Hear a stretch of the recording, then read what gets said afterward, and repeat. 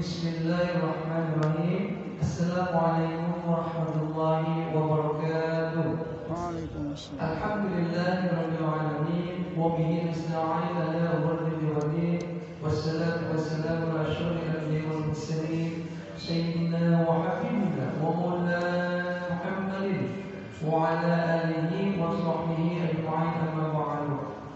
Puji syukur senantiasa kita panjatkan kepada Allah Subhanahu wa taala atas karunia dan nikmatnya dengan iman wal Islam, nikmat sehat walafiat serta yang umum, sehingga pada pagi hari ini kita masih menunaikan kewajiban kita yang besar. Subuh secara perjalanan yang telah kita laksanakan dan akan kita lanjutkan kajian subuh. Salawat serta salam dan berkah kita sampaikan kepada baginda kita Nabi Muhammad sallallahu alaihi wasallam, keluarga, sahabat utama Islam, istiqomah dengan sunnah-sunnahnya. Mudah-mudahan kita termasuk di dalamnya dan dapat mengamalkannya sehingga mendapatkan syafaat baginda Rasulullah sallallahu alaihi wasallam di kiamat. Amin ya rabbal alamin.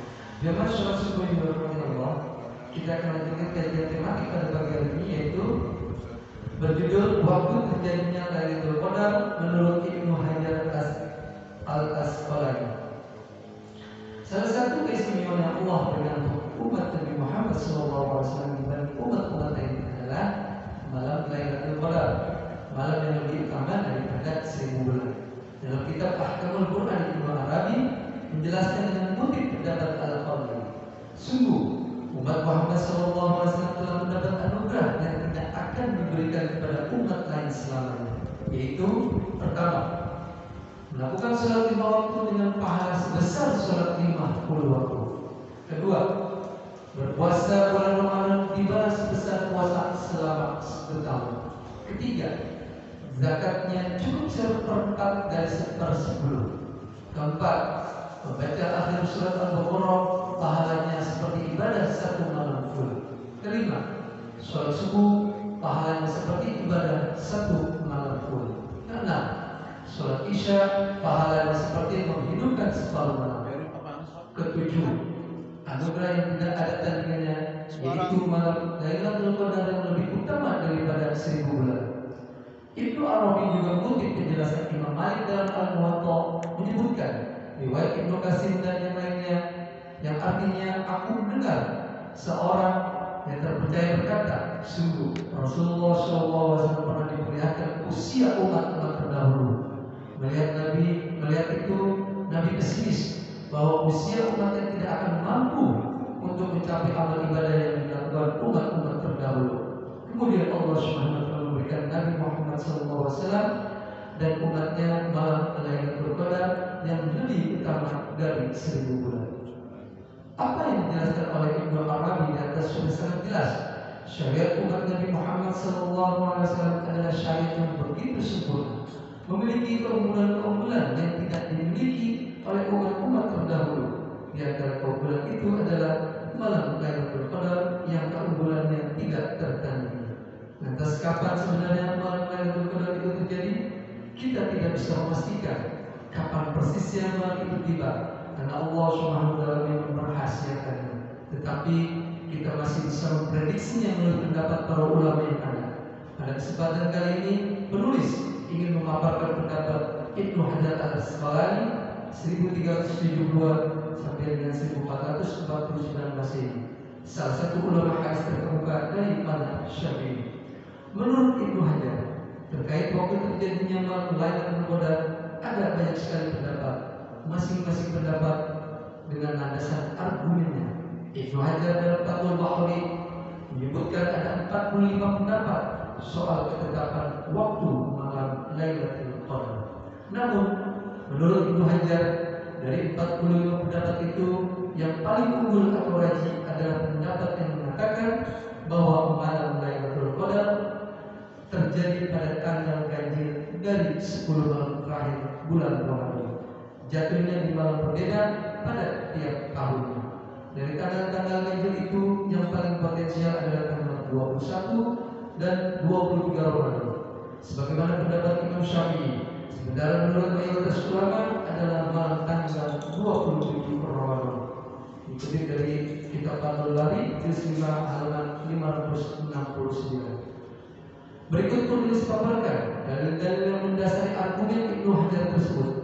Pendapat yang mengatakan malam Lailatul Qadar pada tanggal ganjil dari 10 malam terakhir bulan Ramadan, dalilnya yaitu dari Aisyah radhiyallahu anha bahwasannya Rasulullah SAW bersabda, carilah Lailatul Qadar itu dalam malam 10 terakhir dari bulan Ramadan. Muttafaqun alaih. Kemudian dilanjutkan dari Aisyah radhiyallahu anha pula bahwa Rasulullah SAW bersabda, carilah Lailatul Qadar itu dalam malam ganjil dari 10 hari terakhir dari bulan Ramadan. Hadis riwayat Bukhari. Atas dasar dua hadis di atas, Ibnu Hajar mengumpulkan pendapat yang mengatakan bahwa Lailatul Qadar terjadi pada 10 malam terakhir dari bulan Ramadan, tepatnya pada malam-malam tanggal ganjil. Berikutnya, pendapat yang mengatakan terjadi pada malam ketiga 23 bulan Ramadan.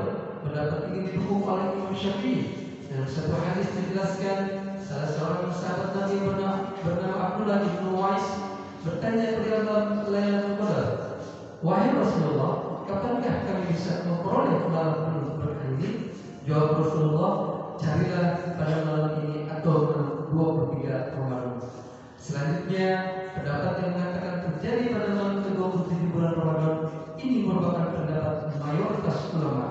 Dasar argumennya berdasarkan aktar Ubay bin Ka'ab, yang artinya dari Ubay bin Ka'ab, demi Allah, sungguh aku mengetahui malam Lailatul Qadar tersebut. Puncak ilmuku bahwa malam tersebut adalah malam yang Rasulullah SAW memerintahkan kami untuk menegakkan sholat padanya, yaitu malam ke-27. Hadis riwayat Muslim. Sementara pendapat yang mengatakan tidak menentu dalam artian berpindah-pindah setiap tahunnya, bukan hanya tanggal 23 atau 27 saja, berdasarkan banyak riwayat, di mana setiap riwayatnya ada yang mengatakan tanggal 21, 23, 27 dan 29 di bulan Ramadan. Terlalu panjang jika menyebutkan satu persatu.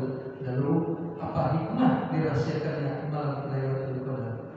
Masih menurut Ibnu Hajar Al-Asqalani dalam Fathul Barinya, yang menjelaskan bahwa hikmah dirahasiakannya malam Lailatul Qadar adalah supaya umat Islam bersungguh-sungguh dalam berusaha memperolehnya dengan kesungguhan ibadah.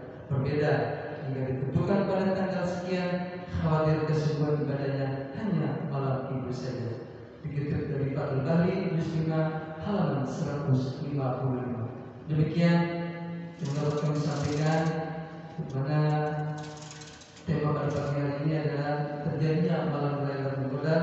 Mudah-mudahan di puasa kita yang ke-20 ini, yang insyaallah malam adalah malam ke-21, sudah memasuki 10 terakhir di bulan suci Ramadan. Mari kita manfaatkan 10 terakhir ini dengan benar-benar beribadah kepada Allah dan sungguh-sungguh mengharapkan pahala dari Allah Subhanahu wa taala.